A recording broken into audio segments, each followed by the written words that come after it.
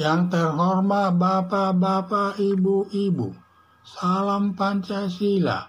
Bapak-bapak, ibu-ibu yang melihat video saya ini, tolong jangan lupa subscribe, like, dan di-share. Sifatnya gratis. Pada hari Senin tanggal 18 September tahun 2023, saya akan mengomentari ideologi koalisi perubahan sebagai pengkhianat bangsa tidak boleh ada di Indonesia. Suryo Paloh selaku Ketua Umum Partai Nasdem telah mendeklarasikan Anies Baswedan sebagai calon presiden. Selanjutnya, selain Partai Nasdem yang mendukungnya, turut mendukungnya Partai Demokrat yang digantikan Partai Kebangkitan Bangsa dan Partai Keadilan Sejahtera yang disebut Koalisi Perubahan.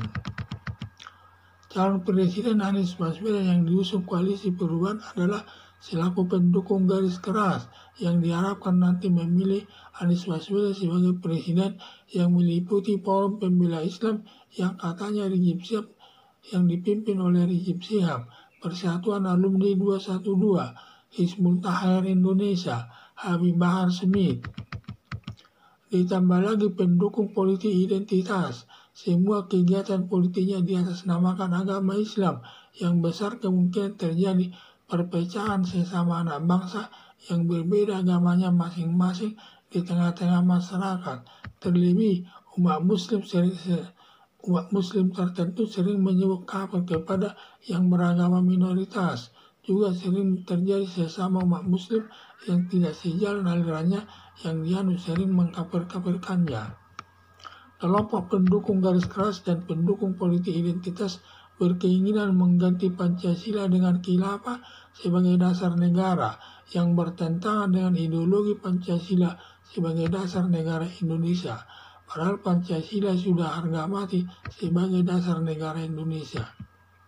Padahal yang mendeklarasikan Anies Baswedan selaku calon presiden diusung Partai Nasdem dan Partai Kebangkitan Bangsa selaku ketua partai politik yang berideologi Pancasila ikut terpengaruh ke ideologi khilafah.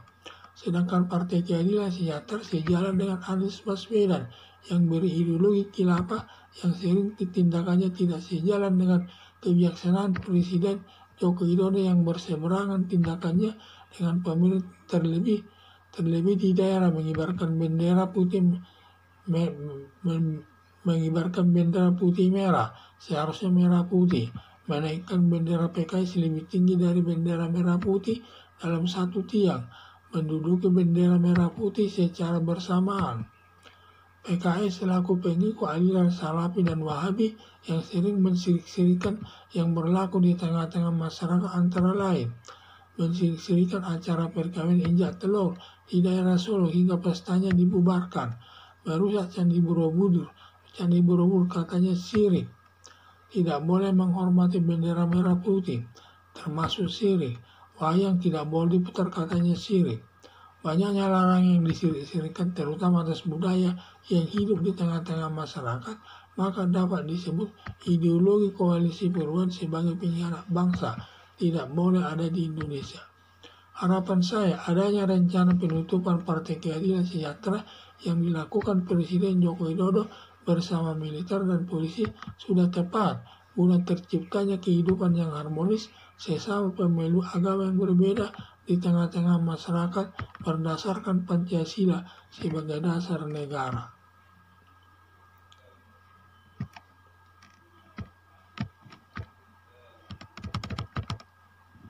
Suryo Paloh selaku Ketua Umum Partai Nasdem telah mendeklarasikan Anies Baswedan sebagai calon presiden. Selanjutnya, selain Nasdem yang mendukungnya, turut mendukungnya Partai Demokrat yang digantikan Partai Kebangkitan Bangsa dan Partai Keadilan Sejahtera disebut Koalisi Perubahan. Calon presiden Anies Baswedan yang diusung Koalisi Perubahan adalah selaku pendukung garis keras yang diharapkan nanti memilih Anies Baswedan sebagai presiden yang meliputi Forum Pembela Islam yang ketuanya Rizik Syihab, Persatuan Alumni 212, Hizbut Tahrir Indonesia, Habib Bahar Smith. Ditambah lagi pendukung politik identitas, semua kegiatan politiknya diatasnamakan agama Islam yang besar kemungkinan terjadi perpecahan sesama anak bangsa yang berbeda agamanya masing-masing di tengah-tengah masyarakat. Terlebih umat muslim tertentu sering menyebut kafir kepada yang beragama minoritas. Juga sering terjadi sesama umat muslim yang tidak sejalan alirannya yang dianut sering mengkafir-kafirkannya satu sama lain. Kelompok pendukung garis keras dan pendukung politik identitas berkeinginan menggantikan Pancasila dengan khilafah sebagai dasar negara yang bertentangan dengan ideologi Pancasila sebagai dasar negara Indonesia, padahal Pancasila sudah harga mati sebagai dasar negara Indonesia. Padahal yang mendeklarasikan Anies Baswedan selaku calon presiden diusung Partai Nasdem dan Partai Kebangkitan Bangsa selaku partai politik yang berideologi Pancasila ikut terpengaruh ke ideologi khilafah. Sedangkan Partai Keadilan Sejahtera sejalan dengan Anies Baswedan yang berideologi khilafah yang sering tindakannya tidak sejalan dengan kebijaksanaan Presiden Joko Widodo yang berseberangan tindakannya dengan pemerintah. Terlebih daerah mengibarkan bendera putih merah, seharusnya merah putih, menaikkan bendera PKS lebih tinggi dari bendera merah putih dalam satu tiang, menduduki bendera merah putih secara bersamaan.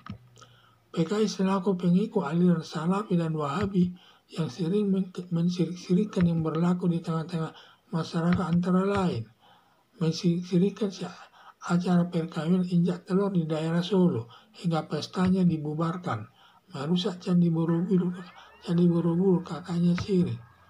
Tidak boleh menghormati bendera merah putih, termasuk sirik. Wayang tidak boleh diputar katanya sirik. Banyaknya larangan yang disirik-sirikan terutama atas budaya yang hidup di tengah-tengah masyarakat, maka dapat disebut ideologi koalisi perubahan sebagai pengkhianat bangsa tidak boleh ada di Indonesia. Harapan saya adanya rencana penutupan Partai Keadilan Sejahtera yang dilakukan Presiden Joko Widodo bersama militer dan polisi sudah tepat guna terciptanya kehidupan yang harmonis sesama pemeluk agama yang berbeda di tengah-tengah masyarakat berdasarkan Pancasila sebagai dasar negara Indonesia. Sekian dan terima kasih.